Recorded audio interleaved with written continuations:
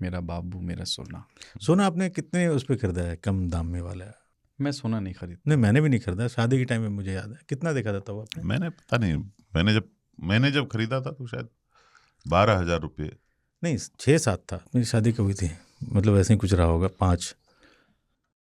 5-6 रहा होगा, 2005-6। तब वही 6-7 हज़ार रुपये था सोना। और अब सोना लाख रुपए। हालांकि मैंने सोने में मेरी दिलचस्पी नहीं है कि उसको लिया जाए। नहीं, एक बहुत अच्छा तरीका होता है कि आप इन्वेस्टमेंट को डाइवर्सिफाई करते हैं ना। गोल्ड बॉन्ड्स आते स्टॉक्स थे में, पहले। डेट में, ये वो। बॉन्ड लेने से इन्वेस्टमेंट नहीं होता है। आप सोना लें, अपने किसी प्री को दें, तो इन्वेस्टमेंट का इन्वेस्टमेंट, खुशी की खुशी। मैं प्रिय होता हूँ आपका, कभी भी दे सकते हैं आप मुझे। नहीं, फिर उसमें फिर ये तो अच्छा हुआ आपने।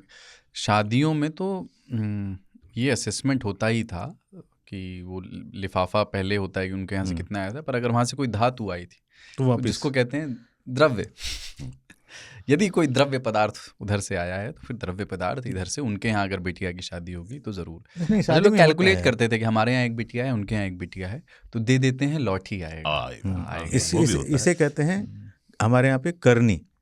जैसी करनी वैसी। हाँ, कि आपने जैसी करनी की है तो वो लिखा रहता है उनके रजिस्टर में। हाँ, कि कुलदीप ने हमारी बिटिया की शादी में सोने का सेट दिया था, मान लो। हम लोग चौंक बोलते हैं उसको, चौंक। हमारे यहाँ करनी। कई बार उसमें ये होता है, जो जिनमें अच्छी वाकई आत्मीयता होती है तो लोग बढ़ा के देते हैं कि उनके यहाँ से कान का आया था, कान का दो और साथ में एक अंगूठी कंगन भी दे दो या एक अंगूठी भी दे दो। तो फिर अब अगली बार आप पे दबाव है कि आप उसको मैचअप करें।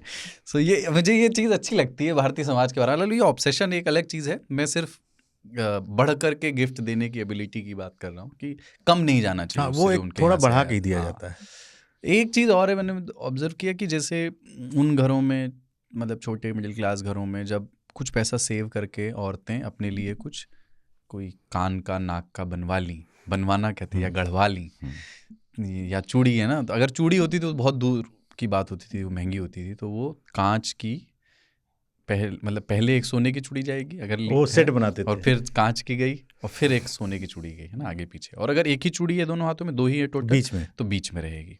और उसके बाद फिर वो सत्यनारायण की कथा, या जो घरों में जो होता है नहीं, माँ भगवती की कथा, वो जो होते थे जिसमें 51 व्रत रखे जाते थे और हर शुक्रवार या उसमें कीर्तन होता था, उसमें फिर वो उसके ढपली के साथ वो दिखाया जाता है धीरे धीरे, सोना दिखाने के लिए ही कि हमने तो फिर कोई पूछे कि कब बनाया, अरे भाई बनवाए बचाए रहे भैया। अब ना अभी सोने के जैसे पूरे कंगन आने लगे। एक बीच सस्ता जो कंगन बनता था वो कचकड़ा यानी प्लास्टिक का पूरा वैसे होता था, और बीच में सोने की हल्की सी पतरी उसमें घुमाई रहती थी। दिखता इतना बड़ा था कि सोने का कंगन, वो प्लास्टिक ही होता था, हल्का सा सोना चढ़ा होता था। चांदी पे तो बहुत ही होता था, चांदी पे लोग सोने का चढ़वा करके पानी चढ़ाना, हाँ, सोने का पानी घिसिए तो फिर वो।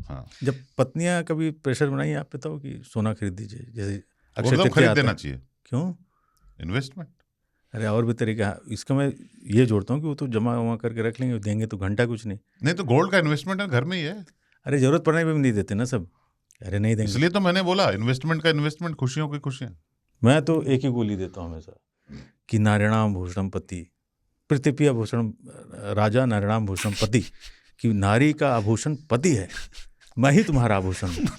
तुम्हें क्यों दूं? पैसे बचाने के लिए संस्कृत सीख ली, तो कलमा नहीं पढ़ पाते।